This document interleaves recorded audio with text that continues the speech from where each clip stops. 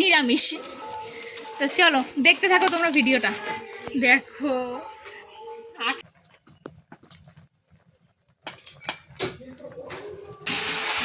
কষানো কিন্তু হয়ে গেছে।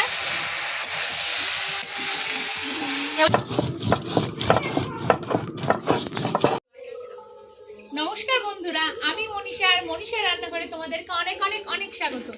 আজও চলে আসলাম নতুন একটা রেসিপি নিয়ে। তো আজকে চলে এসেছি পুরো গাছে, এখন একটা ইঁচড় কাটবো। বুঝে গেছো কি হবে আজকে। আজকে কিন্তু করব এঁচড় নিরামিষ। তো চলো দেখতে থাকো তোমরা ভিডিওটা। দেখো আঠা কিভাবে ঝরে ঝরে পড়ছে। এইখানে রাখি, আরেকটা কেটে নিই। এ দেখো এবার না এঁচড়গুলো পুরো পোকা লেগে যাচ্ছে, কেন জানি না। এঁচড়গুলো কিন্তু মানে পোকা লেগে যাচ্ছে।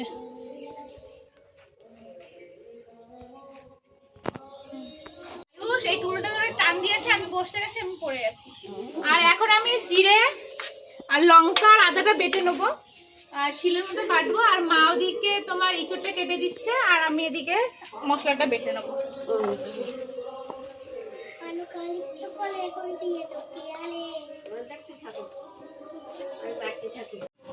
আগে আমি উনুনটা ধরিয়ে নিচ্ছি, তারপর আমি মশলাটা বেটে নেবো। আর ওদিকে মা আলু আর ইঁচড়টা কেটে নিচ্ছে। আলু কই? আলু আর ইঁচড় কাটছে। কত দূর হলো ইঁচড় কাটা? হ্যাঁ, একটা হয়েছে, আরেকটা এখনো বাকি আছে। দুটো ইঁচড় তো কেটে নেবো। এদিকে কিন্তু উনুনটাও ধরে গেছে, আর মার কিন্তু ইঁচড় কাটাও প্রায় হয়ে এসেছে। আর এদিকে আমি আদাটা বেটে নেবো, আর এদিকে এই যে লঙ্কা আছে, লঙ্কাটাও বেটে নেবো। দেখো আদা লঙ্কা একসাথেই বেটে নিচ্ছি।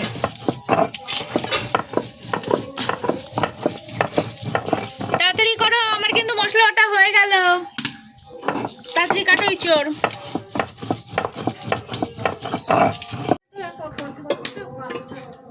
মশলা কিন্তু বাটা হয়ে গেছে, এবার এই যে তুলে নেব।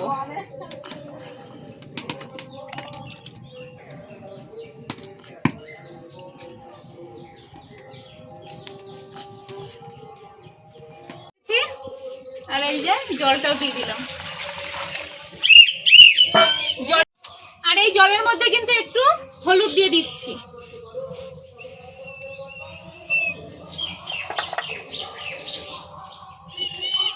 জলটা কিন্তু একটু গরম হয়ে গেছে, আর এই জলের মধ্যে আমি ইঁচড়টা দিয়ে দেবো।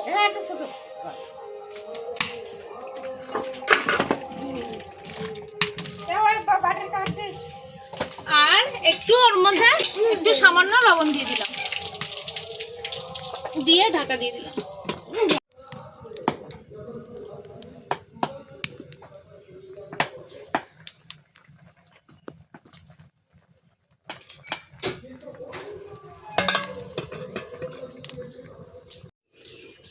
দেখো এখনো রান্না হতে পারেনি, এসে বসে রয়েছে, রান্না খাবে। খাবে তো ইঁচড় খাবে তো। আর এই যে ইঁচড়টা কিন্তু ভালো হাফ সেদ্ধ হয়ে গেছে। না বাবা, এখানে তো আজকে তো নিরামিষ। আর এখন নামিয়ে নিচ্ছি। এবার মশলাটা ভেজে নেবো। এখানে আছে গোটা শুকনো লঙ্কা, ধনে, গোলমরিচ, গোটা গরম মশলা আছে। এটা কিন্তু এখন কড়াইয়ের মধ্যে দিয়ে দেবো।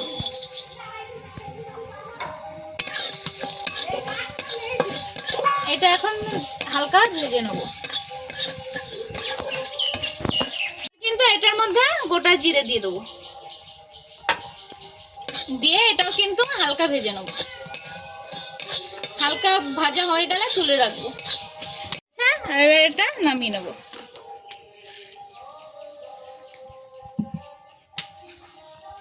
এবার কড়াইতে তেল দিয়ে দিলাম।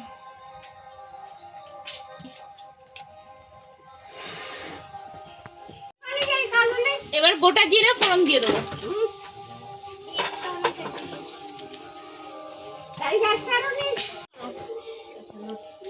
জিরা ফোড়ন দিয়ে দিয়েছি। আর এবার কিন্তু আলুগুলো লাল লাল করে ভেজে নেবো।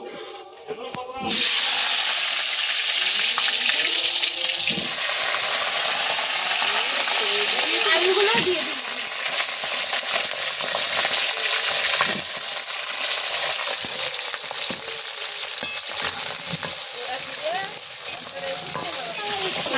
এর মধ্যে এবার কিন্তু একটু লবণ দিয়ে দেবো। লবণটা দিয়ে কিন্তু লাল লাল করে ভেজে নিতে হবে আলুটা। আর দেখো আমার সাথে আরেকটা রাঁধুনি, দেখো আমি উনুনে কাঠ দিয়েছি, আবার আরেকটা কাঠ দিয়ে দিব।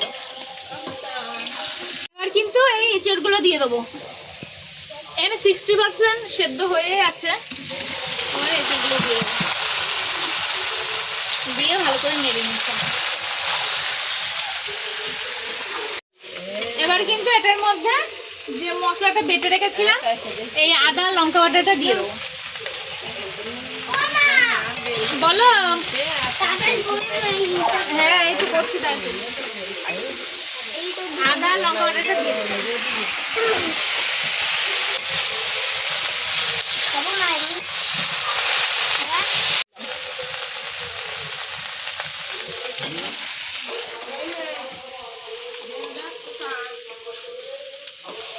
দিয়ে দেবো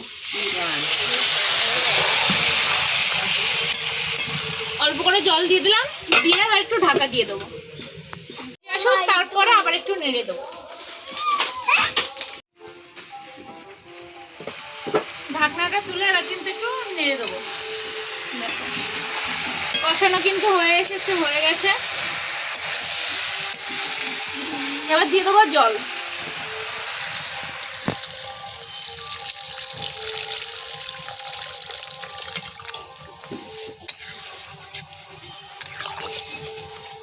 জলটা দিয়ে দিলাম। এবার ঢাকা দিয়ে দেবো। যে মশলাগুলো আমি ভেজে নিয়েছিলাম সেই মশলাগুলো এখন কিন্তু শিলে গুঁড়ো করে নেব। আর এর মধ্যে একটু দিয়ে দেবো লবণ, তাহলে ভালো আরো গুঁড়ো করা যাবে। কুলফি খাবে?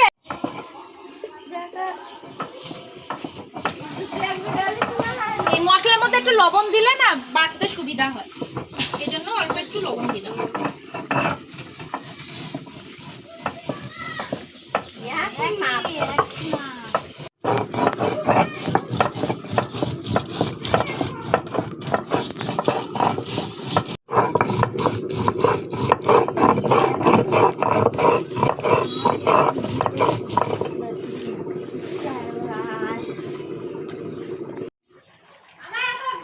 এদিকে কিন্তু এবার এই যে এঁচড়টা দেখো পুরো সেদ্ধ হয়ে গেছে। এবার আমি এই হাতা দিয়ে একটু আলুগুলো হালকা একটু ভেজে দেবো, যাতে তরকারিটা মিক্স হয়।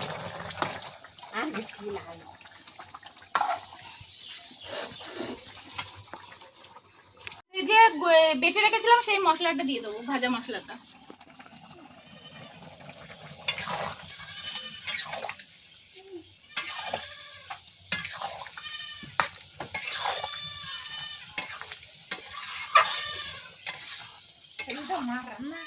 ভাজা মশলাটা কিন্তু দিয়ে দিলাম, আর একটু ফুটে উঠলো হালকা, তারপর নামিয়ে দেবো। এবার কিন্তু নামানোর আগে দিয়ে অল্প চিনি দিয়ে দিলাম। নিরামিষ রান্না যাতে একটু টেস্টটা আসে, হালকা মিষ্টি দিলে কিন্তু একটু টেস্টটা একটু অন্যরকম হয়। দেখো এবার নামিয়ে নেবো।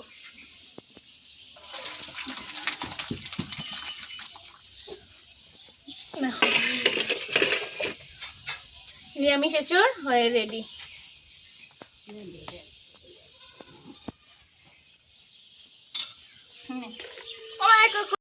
নিরামিষ এঁচড় কিন্তু হয়ে গেছে। আর এরকম একবার বাড়িতে অবশ্যই রান্না করে দেখবা, টেস্টটা কিন্তু অনেকটাই ভালো হয়। আর যদি ভিডিওটা ভালো লেগে থাকে প্লিজ লাইক কমেন্ট শেয়ার করে দিও। আর যারা এখনো সাবস্ক্রাইব করোনি প্লিজ সাবস্ক্রাইব করে দিও। তো আজকে নতুন বিদায় জানাচ্ছি সবাইকে। দেখো চোরটা।